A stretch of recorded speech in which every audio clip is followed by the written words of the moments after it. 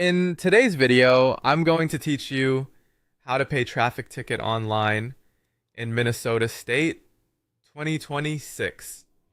We'll walk through the official Minnesota judicial branch system from start to finish so you can pay quickly, correctly, and keep solid proof for your records. Start by opening your browser and heading to the official Minnesota Court web payment portal.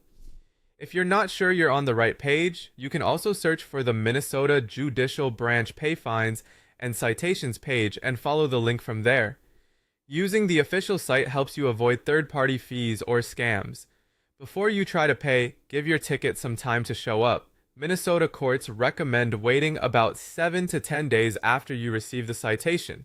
In some counties, it can take up to 20 days for the ticket to be entered into the system. If you try too early and see a no records found message, it likely just means the citation is still processing, so check back later. When you're ready, gather the details listed on your ticket. You'll usually need your citation or ticket number, a case number if one has been assigned, and your date of birth or other driver information. Type the citation exactly as it appears, matching any formatting shown.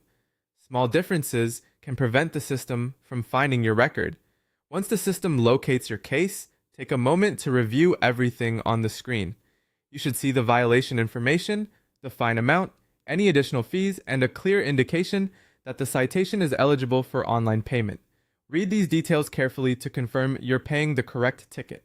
If something looks unfamiliar or incomplete, it may still be updating in the court's database, so it's fine to wait and check again. When you proceed to pay, Minnesota's online system typically accepts Visa, MasterCard, and transfers from checking or savings accounts. There is usually a small convenience fee, around $2.34, that appears before you confirm payment.